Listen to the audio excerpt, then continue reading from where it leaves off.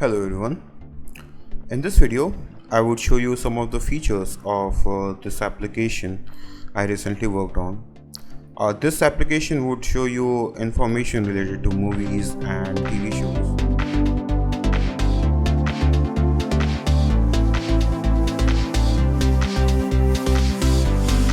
So if I type Spider-Man, hit on search, so as expected, there are quite a few results. Let's just click on any one of those. So we are currently at the details page, and it shows year, genre, director, actors, and plots. Some more information which is available from this Open Movie Database API, but I haven't included those information. So this API is basically free, but there are endpoints which only Patron users have access to. Aside from these features, I have authentication implemented in this application. Interestingly, I haven't used any external backend frameworks like Express, Django, Fast API.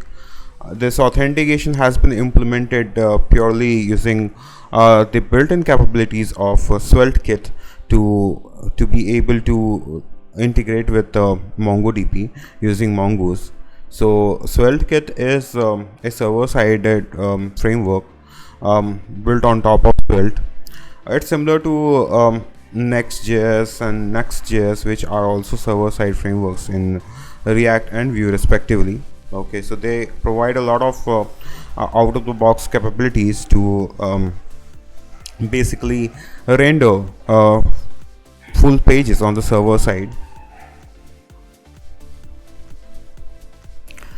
I will show you by registering with a new user just to make sure that this is working.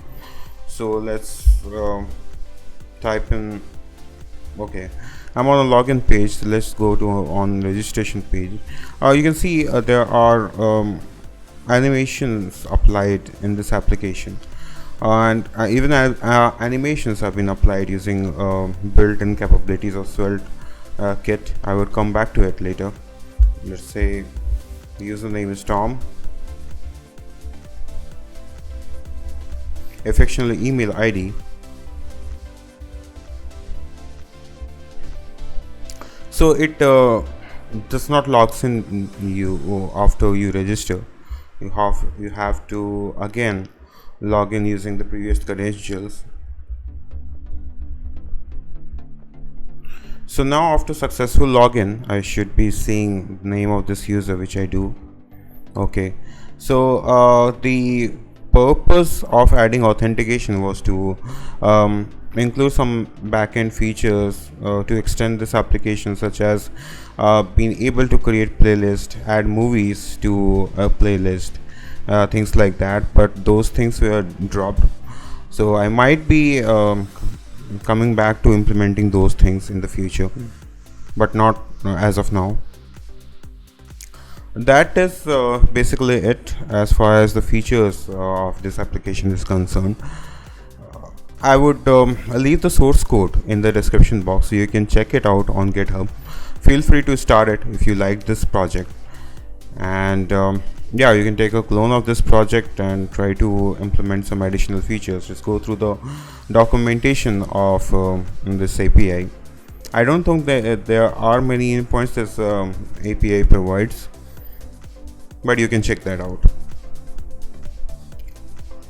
So coming to the source code, I will just go through some of the important libraries which I used.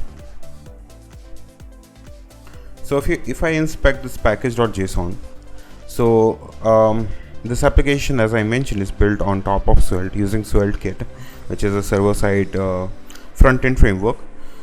I have used Svelte Motion for animations. Tailwind CSS is used for styling.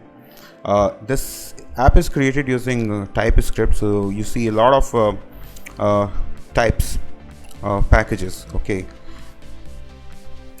Some additional dependencies include Axios for API calls, bcrypt and JS cookie. Cookie is being used for authentication. Mongoose is being used as the ORM layer to connect with the MongoDB database. So this works pretty much like other server-side front-end frameworks, and routing is dynamic based on how you name your folders. Okay, so for example, inside this routes folder, if I go to about, whatever contents this about page has, that would be loaded. We go inside login, so the contents of login page would be displayed. You can control it by simply changing the name of the folders.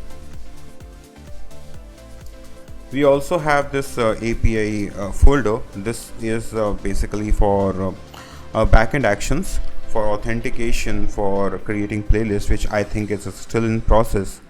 Okay, so as you can see, the files terminate with the TS extension. So yeah, those backend features are written using Typescript. One important folder is lib. Okay, so most of the features, at least for the front end, go inside this lib folder, except the root level pages which are inside routes. So we have components where I have placed in the global components which I have used at multiple places, such as footer, header and loader. I have middleware here which validates token. I have models which has which is basically models defined and database fields defined using Mongoose in MongoDB database. I have plugins and server. So this is how I've been connecting to MongoDB database. Then I have types, which defines the types in Typescript. Okay, so you would know what data we can expect while sending in the payload or receiving from the API. So it, having types in the in Typescript, it helps you with type hinting. Okay, so you can press a space and it would help in auto completion of code if that field exists in the response. Okay. We have a store. This also uses writables from Svelte store. Okay, so this is the place, the centralized store similar to Redux in React, from where the data is being populated to the front-end application.